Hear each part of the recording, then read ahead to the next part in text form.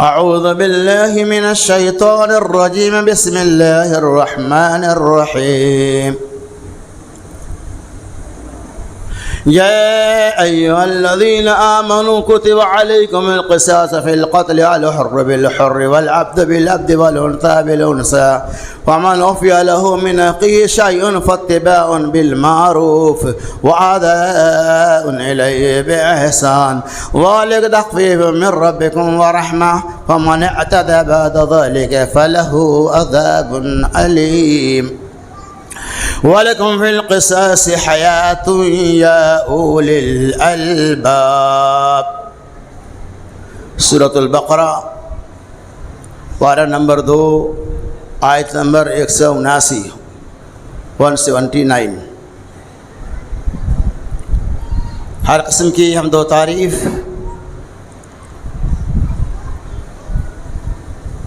بڑائی اور کبریائی، ثنا اور خوبی جملہ اقسام کی تعریفات ان گنت اور لا تعداد احسانات اللہ عز و جل کی کا ہمارے اوپر آپ کے اوپر ہے.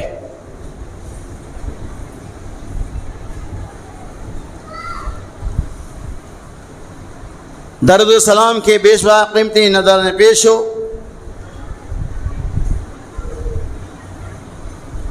انبیاء رسول علیہ السلام پر، بالخصوص ہمارے آخری نبی محمد رسول اللہ صلی اللہ علیہ وسلم پر. معزز اکابرین جماعت و حاضرین جمعہ، گھروں میں بیٹھی ہوئی پردہ نشی خواتین اسلام، آج میں جس موضوع کی وضاحت کرنے کی سعادت حاصل کر رہا ہوں، میرا موضوع ہے امن کس طرح سے قائم ہو. یعنی پوری دنیا امن و امان اور شانتی چاہتی ہے. ہر کوئی چاہتا ہے کہ ہمارے ملک سے لے کر صوبہ، ضلع، تعلقات، گھر تک امن ہی امن اور شانتی آ جائے. اور وہ شانتی، وہ امن، وہ بھائی چارہ جس کا درس اسلام نے دیا ہے، اگر انسان اس کو بغور مطالعہ کرے تو یقیناً اسلام کے پیغامات کے اندر ہی امن و امان اور شانتی ہے. اسلام کو چھوڑ کر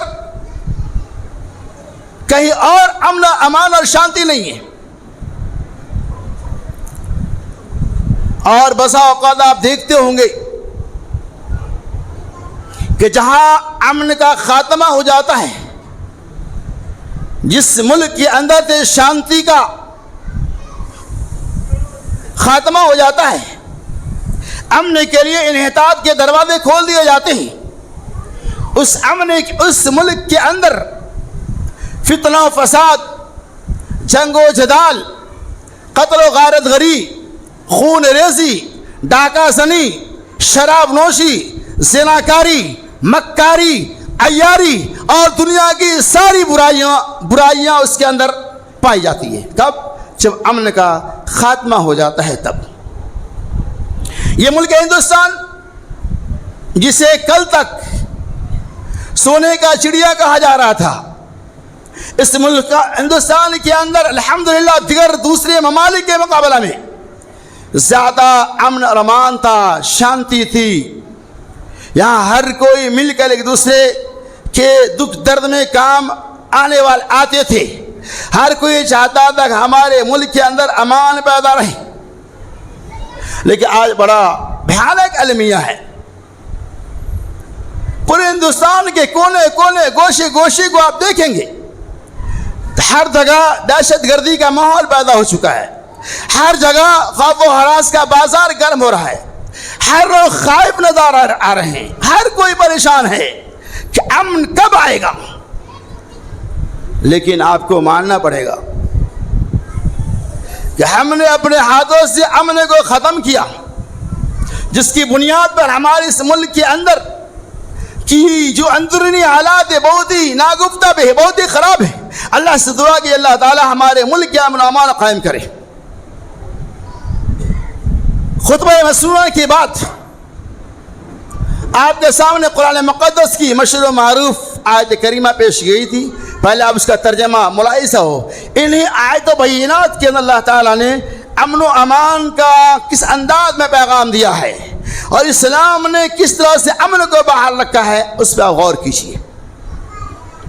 اللہ تعالیٰ نے فرمایا یا ایھا الذین آمنوا کتب علیکم القصاص فی القتل. اے ایمان والو، اے مسلمانوں، تمہارے اوپر قتل کے معاملہ میں قصاص کو فرض قرار دیا گیا ہے. الحر بالحر والعبد بالعبد. آزاد کو آزاد کے بدلے، غلام کو غلام کے بدلے، عورت کو عورت کے بدلے. فمن عفی لہ من اخیہ شیء فاتباع بالمعروف. اگر کوئی آدمی درگزر کر دے، اپنے بھائی کو معاف کر دے، فاتباع بالمعروف، تو وہ معروف کی اتباع کرتا ہے. وہ معروف کے پیچھے وہ لینا چاہیے، معروف کو اسے قبول کر لینا چاہیے. واتبع بالمعروف وأداء الیہ باحسان. اور احسان کے ساتھ احسن طریقہ سے اس کے بدلے میں فدیے کو قبول کر لینا چاہیے. فمن اعتدى بعد ذلك.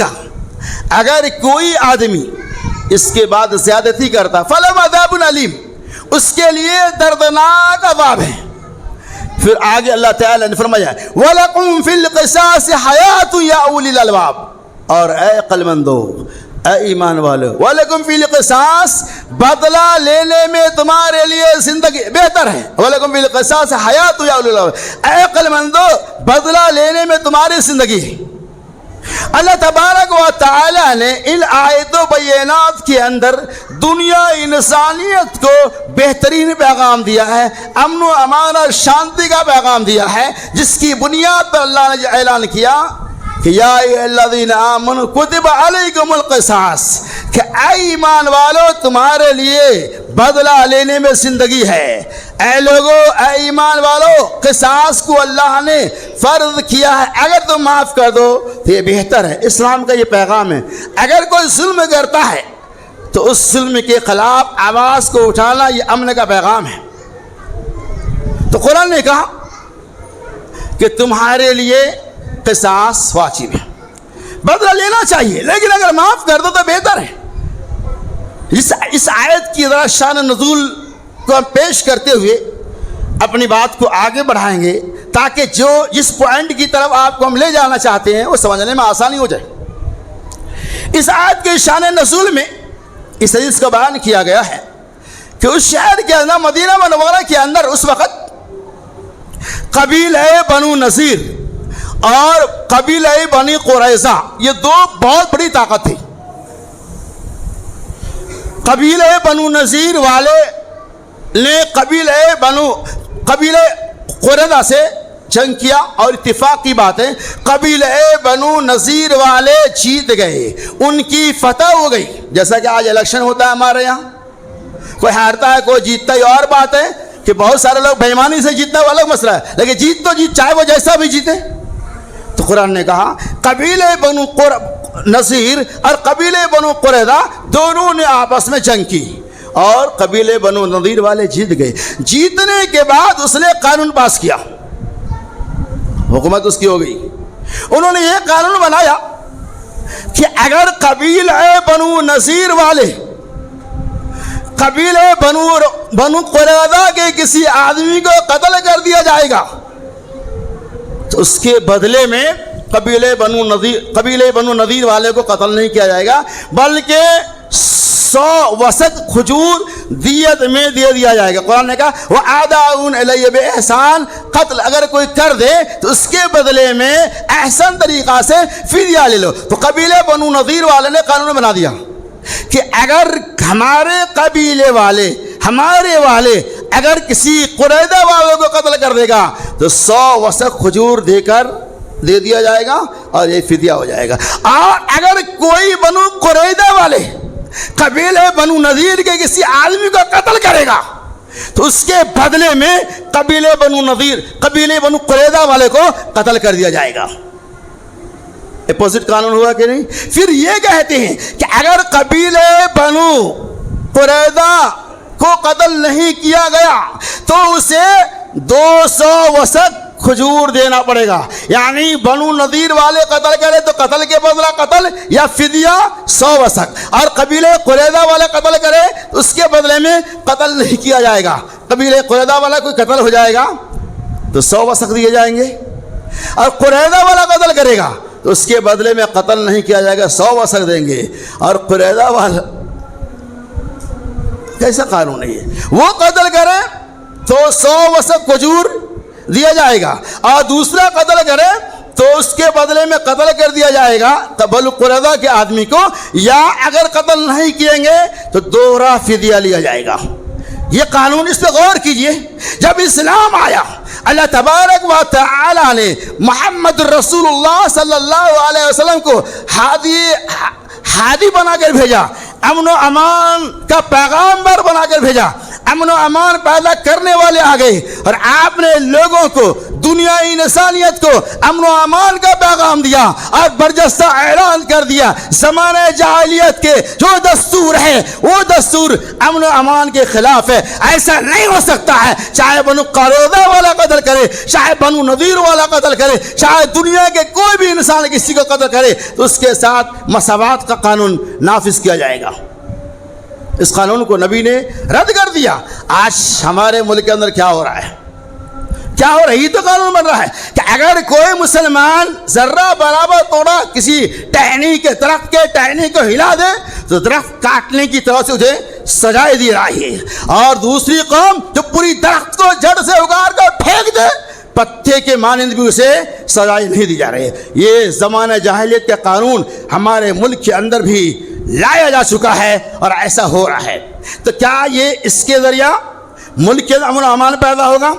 آج 6 دسمبر ہے، ہر کوئی جانتا ہے 6 دسمبر 1992 کی تاریخ کو ہندوستان کا بچہ بھی یاد رکھے گا، وہ بھولنے والی تاریخ نہیں ہے۔ 6 دسمبر 1992 کو کیا ہوا؟ ملک کے اندر جو سالمیت تھی، جو امن و امان تھا، اس بابری مسجد کے تالا کے کھول کر ملک کے اندر امن و امان کے اندر بگاڑ پیدا کیا گیا، شانتی کے اندر انتشار پیدا کر کے فسادات کو برپا کیا گیا، مسجد کو بھی مسمار کر دیا گیا۔ اللہ سے اللہ تعالیٰ ایسے ظالموں کو غارت کرے، ایسے ظالموں کو تباہ برباد کرے۔ کیا ہوا؟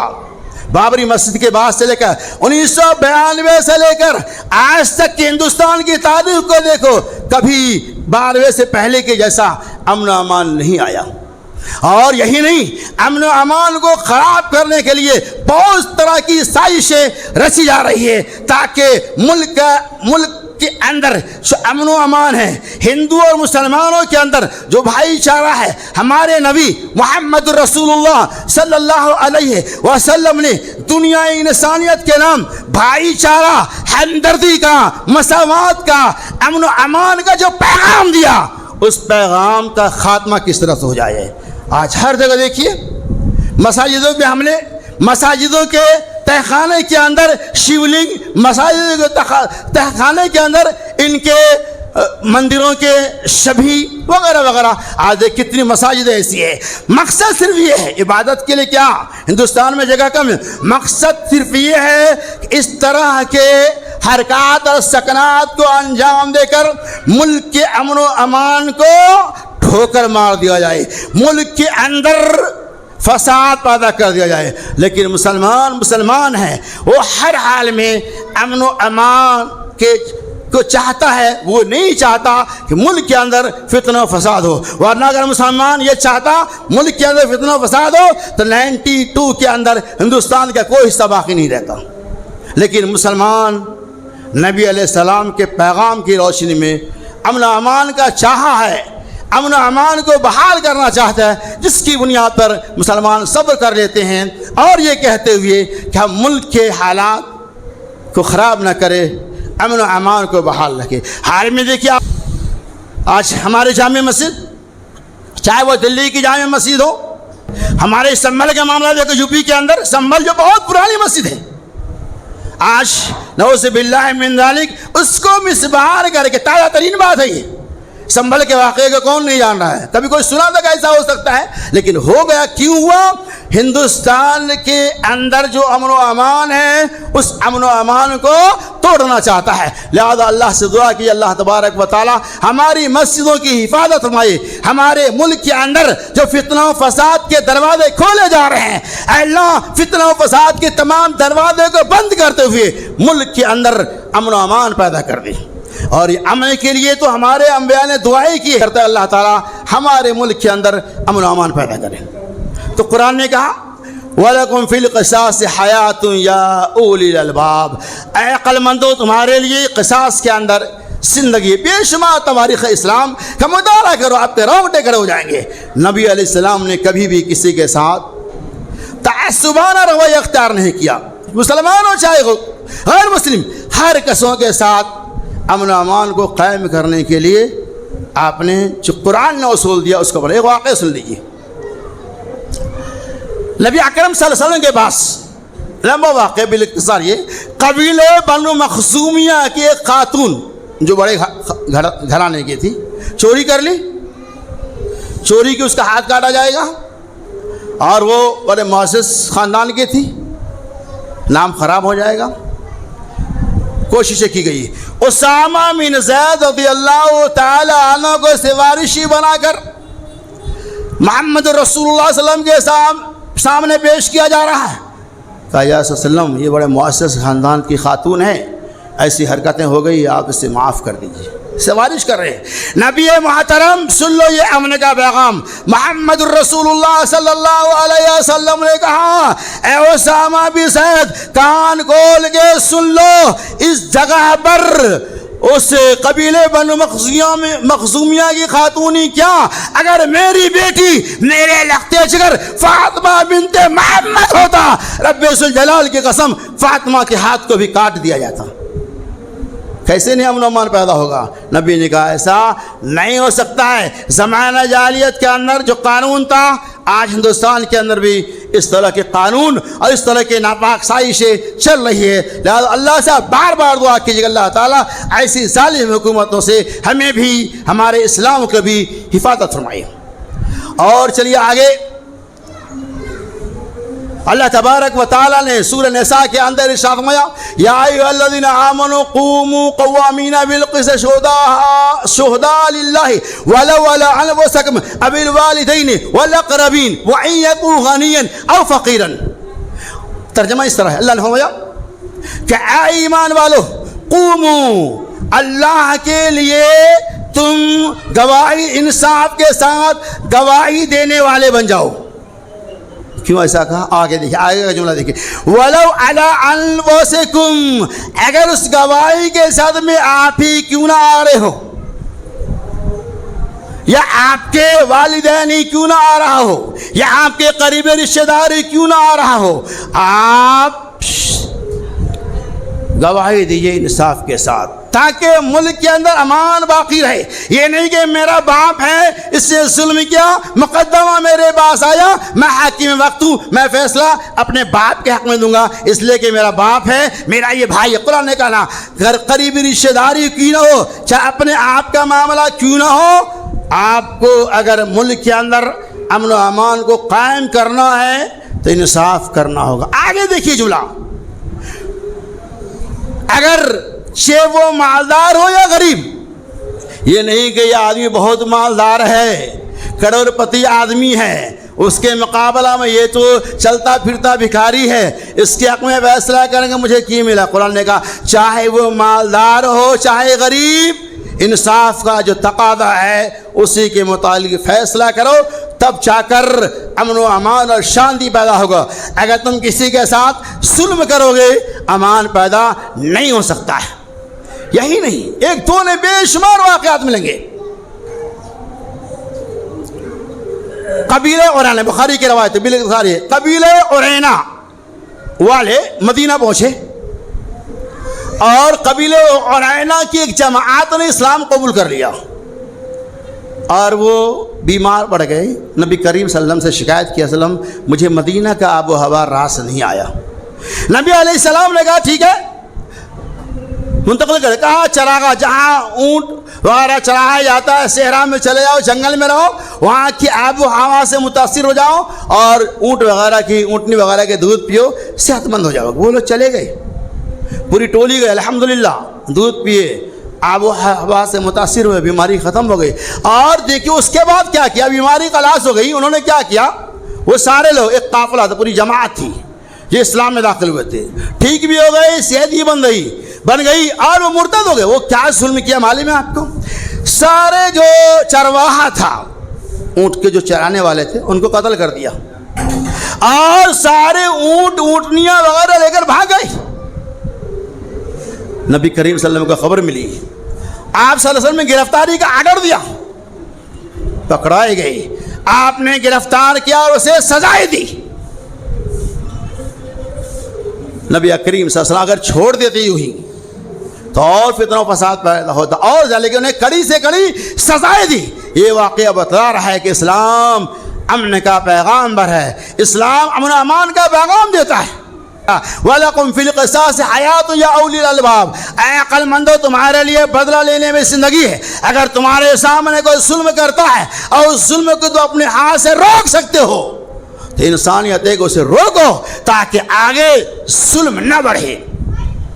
نہیں آج ظلم ناانصافی سمجھ لو جس ملک کے اندر چاہے کہیں بھی ہو بے حیائی عام ہو جائیں گی زناکاری کے اڈے قائم ہو جائیں گے شراب نوشی عام ہو جائیں گی ڈاکہ زنی عام ہو جائے گا قتل و غارت گری کا بازار گرم ہو جائے گا لوٹ خسوٹ کا ماحول آ جائے گا وہاں فتن و فساد کا دروازہ کھل جائے گا اور جہاں زناکاری کے اڈے کھول دیے جائے وہاں امن ممکن ہی نہیں ہے. آج تو ہماری سرکار زنا کرنے کے لیے لائسنس بھی دے رہی ہے شراب بیچنے کے لیے لائسنس بھی دے رہی ہے تو کہاں سے امن و امان قائم ہوگا. بہرحال تو اللہ تعالیٰ نے وَلَكُمْ فِي الْقِصَاصِ حَيَاةٌ يَا أُولِي الْأَلْبَابِ اے عقل مندو تمہارے لیے بدلہ لینے میں زندگی ہے لہذا امن و امان اگر چاہتے ہو انصاف کے ساتھ زندگی گزارو ہر کسو ناقص کے جو حقوق ہے